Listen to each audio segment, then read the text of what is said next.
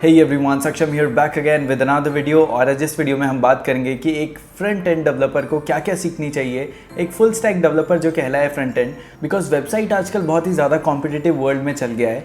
लोग बहुत ही ज़्यादा रिसर्च कर रहे हैं कि कैसे आपकी साइकोलॉजी से खेलना है, क्या कलर स्कीम रहनी चाहिए, कैसे एक यूज़र को ज़्यादा से ज़्यादा इंटरेक्ट करना है, कैसे फ्रंट एंड से बहुत अच्छा रोड मैप बनाना है कि यूज़र ज़्यादा से ज़्यादा इंगेज कर पाए।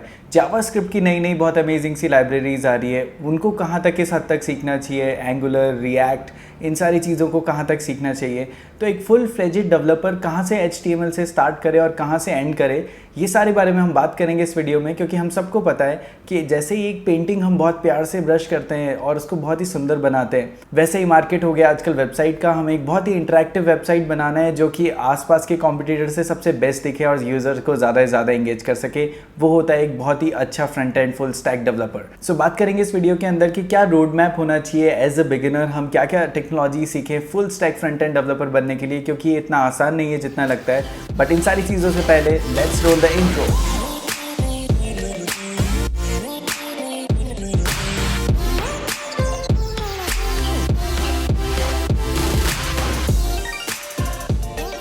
ओके, सो बात करते हैं कि सबसे पहली लैंग्वेज हम कौन सी सीखें अगर हम एक full stack front end developer बनना चाहते हैं। तो कितना ही कर लो, HTML के बिना कुछ नहीं हो सकता है फ्रंट एंड के अंदर। It is like a backbone of any web page. So अगर हम किसी भी वेब पेज को देख लें तो अगर उसका आर्किटेक्चर सेट करना है, एक बैकबोन बनानी है, मान लो उसका ढांचा हमें खड़ा करना है किसी भी वेबसाइट का, तो हमें HTML से ही स्टार्ट करना पड़ेगा। सो सपोज़ करो कि हमें बोन से हमने किसी का एक आर्किटेक्चर तो बना दिया या एक स्केलेटन बना दिया किसी वेबसाइट का, बट उसके ऊपर हमें बहुत सारी चीज़ें डालनी होगी जिससे वो वेब पेज बहुत ही सुंदर लगे। तो जितने भी सुंदर बनाने का काम होता है वेबसाइट का, वो हम करते हैं CSS, that is cascading style sheet. अगर हम बात करें आज के ज़माने में तो CSS से सिर्फ काम नहीं चलता है। सबसे पहले अगर हम बात करें CSS की, तो जितने भी एलिमेंट्स आप देखते हैं कि एक बटन हमने मान लो HTML में बना दिया, बट हमें उसे कलर चेंज करना है या और सुंदर बनाना है या पूरी डिज़ाइनिंग करनी है या बहुत सारे डिफरेंट कलर्स यूज़ करने हैं हमको या और सुंदर बनानी है चीज़ें वेब पेज के ऊपर, तो उसके लिए हम CSS यूज़ करते हैं। अगर हम बात करें इसके एडवांस लेवल में, तो आजकल CSS से इतना काम ज़्यादा नहीं चलता। अगर हमें बहुत ही अमेजिंग और वाओ इफेक्ट चाहिए तो उसके लिए हम यूज़ करते हैं SAS, that is super awesome styling sheet. तो अगर हम CSS को ऑटोमेट करें यानी एज ए प्रोग्रामिंग यूज़ करें, तो अगर मान लो कि इंटू 10 लेवल हमने बूस्ट कर दिया है CSS की पोटेंशियल को, तो हम एक्चुअली में SAS यूज़ लेते हैं। तो हाँ, अगर आप CSS के बाद SAS पे जंप करना चाह रहे हैं तो ये भी एक बहुत अच्छा रोड मैप आप काउंट कर सकते हो। थर्ड टेक्नोलॉजी की अगर हम बात करें तो दैट इज़ जावास्क्रिप्ट। सो अगर हम बात करें जावास्क्रिप्ट क्यों आई और इसका यूज़ क्या है, तो जावास्क्रिप्ट देखो सबसे पहली प्रोग्रामिंग लैंग्वेज है जो वेब इंटरफेस के अंदर आई थी। क्योंकि हम देख रहे थे कि पहले के ज़माने में HTML और CSS तो आ गई थी, बट हमें चीज़ें ऑटोमेट करनी थी। जैसे प्रोग्रामिंग के अंदर हम ऑटोमेट करते हैं एक से दूसरी चीज़, वैसे ही ना वेब पेज पे कुछ इंटरैक्टिविटी नहीं दिखाई दे रही थी। जैसे आजकल हम स्लाइडर घुमाते हैं या कमिंग सून क्लॉक टिक होते हुए देखते हैं हम वेब पेज पे, या कुछ भी ऑटोमेट का काम एक एलिमेंट से दूसरे एलिमेंट के अंदर हमें करना है, तो हम उसमें जावास्क्रिप्ट यूज़ करते हैं। सो हम ये कह सकते हैं वेब पेज की सबसे पहली प्रोग्रामिंग लैंग्वेज जावास्क्रिप्ट थी। सो जावास्क्रिप्ट ये आ गई मार्केट में, बट अब बहुत अच्छे अच्छे फ्रेमवर्क जावास्क्रिप्ट लेके आई है। उसके बारे में हम बात करेंगे आगे आने वाले रोड मैप में। बट अगर जावास्क्रिप्ट के बाद अगर हम बात करें कि आपको कुछ चीज़ सीखनी चाहिए, तो दैट इज़ अ फ्रेमवर्क। और सबसे बेस्ट फ्रेमवर्क की अगर हम बात करें तो that is bootstrap. So bootstrap actually में क्या है कि HTML, CSS और जावास्क्रिप्ट का फ्रेमवर्क है, और ये हमारा काफ़ी टाइम बचाता है। इसने क्या किया है, HTML, CSS और जावास्क्रिप्ट से रिलेटेड बहुत सारी चीज़ें ऑलरेडी बना के रख दी है, कोड करके रख दी है। हमें बस वो इंपोर्ट करनी है और हमारे कोड के अंदर इम्प्लीमेंट करनी है। सो अगर हम बात करें, जैसे मान लो आपको एक स्लाइडर चाहिए, तो उन्होंने ऑलरेडी HTML, CSS, जावास्क्रिप्ट से उन्होंने एक स्लाइडर बना दिया है, हमें सिर्फ उसको इंपोर्ट करना है। सो दैट इज़ इंपॉर्टेंट कि अगर हमको टाइम बचाना है और प्रोडक्टिविटी ज़्यादा से ज़्यादा निकालनी है, तो दैट इज़ वेरी इंपॉर्टेंट कि हम ऐसे फ्रेमवर्क सीखें, जिसका सबसे टॉप नॉच और सबसे बेस्ट फ्रेमवर्क है बूटस्ट्रैप, जो कि ट्विटर ने बनाया है। देखो, बहुत सारी लाइब्रेरीज़ और फ्रेमवर्क आज मार्केट में अवेलेबल है और वो बहुत ज़्यादा हीटअप है, जो कि जावास्क्रिप्ट की लाइब्रेरीज़ है। उसमें से एक लाइब्रेरी है रिएक्ट, जो कि एक्चुअली फेसबुक ने डेवलप करी है। अगर आप नोटिस करेंगे तो बहुत पहले के टाइम पे, जैसे फेसबुक हम लोड करते थे 2014 पे क्लिक करते थे तो एक नया पेज खुलता था। बट आज के टाइम पे जब हम फेसबुक 2014 के ऊपर क्लिक करते हैं, जैसे हमें 2014 की टाइमलाइन देखनी है, तो आप देखोगे पूरा पेज दोबारा से लोड नहीं होता है। वो कंपोनेंट दोबारा से ऑलरेडी प्री लोडेड वहाँ पर रखा होता है, वो थोड़ी देर में लोड होकर आपके सामने आ जाता है। तो ये कमाल है रिएक्ट का। तो रिएक्ट एक्चुअली में क्या करता है कि आपके कंपोनेंट को प्री लोडेड रखता है वेब पेज के ऊपर, जब ज़रूरत होती है तभी उन्हें लोड कराता है। और सबसे बड़ी बात ये होती है कि बहुत फास्ट होता है, पूरा पेज दोबारा से रिलोड नहीं होता, सिर्फ वो कंपोनेंट दोबारा से लोड हो जाता है। दूसरी सबसे अच्छी बात इन जावास्क्रिप्ट के फ्रेमवर्क्स की है, जिसमें से रिएक्ट और एंगुलर भी है। इनकी सबसे अच्छी बात यह है कि अगर जैसे मान लो कि कोई कंपोनेंट है, बटन का एक कंपोनेंट है, हमें बार बार उसको बटन को कहीं इंप्लीमेंट करना पड़ेगा, तो इसमें क्या है कि हम उस कंपोनेंट को दोबारा से कॉल करा सकते हैं। तो ये अगेन हमारा बहुत सारा टाइम बचाता है। तो अगर आप चाहते हो कि आपका फ्रंट एंड बहुत ज़्यादा इंटरेक्टिव हो, रीलोड टाइम बचे, कंपोनेंट आप लिखो नहीं बार बार, तो डेफिनेटली फ्रेमवर्क आपको सीखने ही पड़ेंगे, जिसमें से बहुत टॉप नॉच फ्रेमवर्क है रिएक्ट, एंगुलर। अब देखो रिएक्ट और एंगुलर में बहुत ज़्यादा डिफरेंस नहीं है। मेन डिफरेंस की अगर हम बात करें तो ये थोड़ा सा ज़्यादा टेक्निकल हो जाएगा, बट मेन डिफरेंस है MVC का, that is model view controller. तो क्या होता है, रिएक्ट में तो तुरंत रिएक्ट होके और बाहर हमें UI के अंदर चेंजेस दिखाई देने लगते हैं, बट एंगुलर में क्या होता है कि एक डर्टी लूप चलता रहता है जो कि बार बार कंपोनेंट चेक करता है, फिर उसके बाद UI में कुछ चेंजेस लेके आता है। तो इसलिए रिएक्ट कंपेरेटिवली ज़्यादा फास्ट है एंगुलर से। उससे भी एक बेटर ऑप्शन आजकल मार्केट में आया, दैट इज़ Vue.js। तो Vue.js की अगर हम बात करें तो Vue.js एक्चुअली में रिएक्ट और एंगुलर का मिक्सचर है, बट ये बहुत लाइट वेट है, और ये अगर लाइट वेट है तो बहुत फास्ट है। तो हाँ, Vue.js भी एक ऐसा ऑप्शन है जो हमें साइड बाय साइड सीख के रखना चाहिए। देखो, अगर अब हम डेवलपमेंट पॉइंट ऑफ व्यू से अब पॉइंट आउट करते हैं तो उसमें दो चीज़ें बहुत इंपॉर्टेंट है जो आपको आनी चाहिए। देखो, इंटरफेस हम कोड कर सकते हैं बहुत अच्छा, बट साथ में आपकी ग्राफिक डिज़ाइनिंग स्किल्स भी टॉप नॉच होनी चाहिए।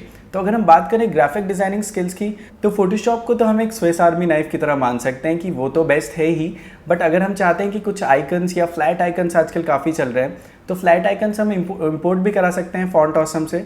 बट अगेन, अगर कुछ आइकन ऐसे है कि हमें बनाने ही हैं अच्छे, तो उसके लिए हम स्केच यूज़ कर सकते हैं या Adobe XD, बहुत अमेजिंग सा डिज़ाइनिंग सॉफ्टवेयर है। तो ये दोनों भी हम अच्छे से देख सकते हैं, स्केच और Adobe XD। एंड फोटोशॉप तो स्विस आर्मी नाइफ है, वो तो हर चीज़ का जुगाड़ निकाल ही देता है अच्छी तरीके से। और सेकंड पॉइंट पे अगर हम बात करें IDE, तो IDE हमारा काफ़ी टाइम बचाता है, क्योंकि बहुत सारी, देखो, एक तो कोड एरर्स नहीं होते क्योंकि नीचे सजेशंस देने लग जाता है। IDE के अंदर हम एमिट डाल लेते हैं तो आपका बहुत टाइम बच जाता है, और बहुत सारा कोड लिखने का टाइम हमारा बच जाता है, क्योंकि सोल्यूशंस होते हैं, जैसे हमें LI टैग लगाने हैं तो LI मल्टीप्लाइड बाय 5, और मैं टैब दबाऊंगा तो 5 LI टैग्स बहुत ईजिली आ जाते हैं। तो एमिट भी एक ऐसी चीज़ है जो अगर आप फ्रंट एंड डेवलपमेंट में अपना करियर स्टार्ट कर रहे हैं तो ये सारे टूल्स भी अपने साथ लेके चलें। नेक्स्ट अगर हम बात करें फ्रेमवर्क की, तो देखो, फ्रेमवर्क भी इंपॉर्टेंट है, और क्या है ना कहीं थोड़े से फ्रेमवर्क आपको आने चाहिए, बट बेटर चॉइस ये है कि उनकी कोर प्रोग्रामिंग लैंग्वेज सीखो, ताकि कुछ आपको कस्टम चेंजेस करने हैं तो बेटर रहे। But still as a front end developer, जैसे वर्डप्रेस हो गया, वो भी आपको थोड़ा बहुत आना ही चाहिए। हाँ, आप कस्टम चेंजेस नहीं कर पाओगे, बट स्टिल आपको थोड़ा वर्डप्रेस आना चाहिए, मैजेंटो, इन सब पे भी आपका हाथ होना चाहिए, ताकि अगर कोई भी ई-कॉमर्स वेबसाइट आए तो उसमें आप अटको नहीं।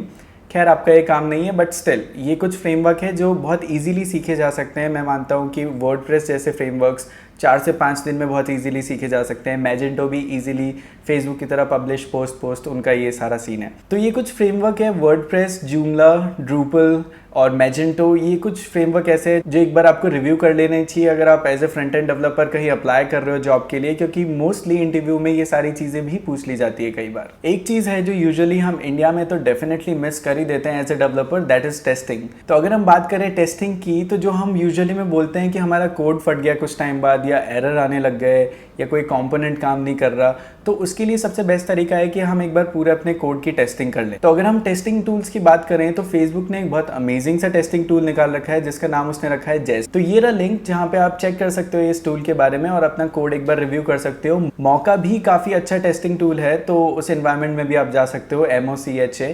तो ये दो टूल्स ऐसे हैं जिसमें आप अपने कोड की टेस्टिंग कर सकते हो, जिससे आपका कोड एक रॉक सॉलिड लगे और आगे के टाइम पे कोई एरर्स ना आए। अब बात करते हैं हम कुछ पैकेज मैनेजर्स की। तो as a front end developer कुछ पैकेज मैनेजर्स ऐसे हैं जो आपको आनी चाहिए, क्योंकि उससे डिस्ट्रीब्यूशन वगैरह काफ़ी आसान हो जाता है। तो उसमें से अगर हम बात करें तो एक तो है NPM, नोड पैकेज मैनेजर। तो ये पैकेज मैनेजर जस्ट नोड नहीं बट जावास्क्रिप्ट में भी काफ़ी यूज़ आ जाता है, ये पैकेज मैनेज करने के बहुत सारी चीज़ें। इसके साथ ही एक आता है यार्न, जो आजकल के टाइम पे यूजुअली लोग यार्न यूज़ करने लग गए हैं, क्योंकि इसमें NPM के तो सारे फीचर्स हैं ही, बट यार्न कंपेरेटिवली बहुत ज़्यादा फास्ट है NPM से। सो बेसिकली यार्न एक ऐसी चीज़ है, अगर आप पैकेज मैनेजर में जा रहे हो या मूव कर रहे हो उन चीज़ों में, क्योंकि सास वगैरह में आप जाते हो या मे भी कुछ डिपेंडेंसीज आपको कंप्लीट करनी है, तो इसमें आपको पैकेज मैनेजर में जाना ही पड़ेगा। तो यार्न एक ऐसी चीज़ है जिसको आपको सीख ही लेना चाहिए as a front end developer, अगर आपको पैकेजेस का मैनेजमेंट करना है या कुछ डिपेंडेंसीज कंप्लीट करनी है। सेकंड लास्ट चीज़ की अगर हम बात करें तो आपका कोड बहुत अच्छे से मैनेज्ड होना चाहिए, ताकि दूसरा डेवलपर तो छोड़ो, एटलीस्ट आप खुद अपना कोड समझ लो बाद में, क्योंकि एक हर तरीके से फॉर्मेट होना चाहिए, अच्छे से स्केलेटन डिज़ाइन होना चाहिए पूरा कोड का ऊपर से नीचे तक। तो देखो, आई अंडरस्टैंड द फैक्ट कि डेवलपर कई बार कोड करते करते बहुत आगे फ्लो में चल जाता है और वो सारा टैब दबा दबा के उसको अच्छे से इंडेंट नहीं करता। दैट इज़ ESLint और प्रेटियर। ये दो एक्चुअली में एड ऑन ऐसे हैं जो आप अपने IDE में डाल के कॉन्फ़िगर कर सकते हो और वन क्लिक के अंदर आपका पूरा अच्छे से स्केलेटन प्रिपेयर हो जाता है एकदम अच्छे इंडेंटेशन के साथ। तो एंड करने से पहले, जब भी आप अपना डेवलपमेंट एंड कर रहे हो, उससे पहले ये अच्छी हैबिट है कि अपने कोड को एकदम क्लीन करना, ऑर्गेनाइज तरीके से प्रॉपर इंडेंटेशन के साथ उसको कंप्लीट करना। सबसे लास्ट चीज़ की अगर हम बात करें तो सबसे लास्ट चीज़ है गिट। अगर आपको गिट नहीं आता तो फ्रंट एंड में काफ़ी ज़्यादा प्रॉब्लम हो जाती है, बिकॉज लेट्स से कि मेरी वेबसाइट का बैकअप कहीं फ्रंट एंड का बैकअप मैंने गिट पे रख रखा है, तो मैं सेफ़ हूँ, क्योंकि अगर कोई भी चीज़ मुझे छोटी छोटी चीज़ एडिट करनी है और एडिट करके मैंने उसको अपलोड कर दिया और फिर कुछ एरर आ गई तो काफ़ी प्रॉब्लम हो सकती है। तो गिट में हम बहुत अच्छी सी चीज़ें होती है जिसमें पुश मूव ये सारी चीज़ें कर सकते हैं, बहुत सारी टीम एक साथ काम कर सकती है। तो गिट एक ऐसी चीज़ है जो आपको आनी ही आनी चाहिए। रिसेंटली हमने एक वीडियो बनाया है गिटअप का, तो आप उसके बारे में जाके चेक कर सकते हैं कि गिटअप क्या होता है और कैसे उसका पूरा प्रोसेस होता है।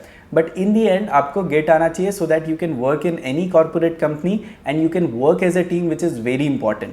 सो ये थी कुछ चीज़ें जो मैंने सॉर्ट आउट करी थी to become a complete and full fledged amazing front end full stack developer. But that's it for today's video. See you soon again tomorrow with another informative video.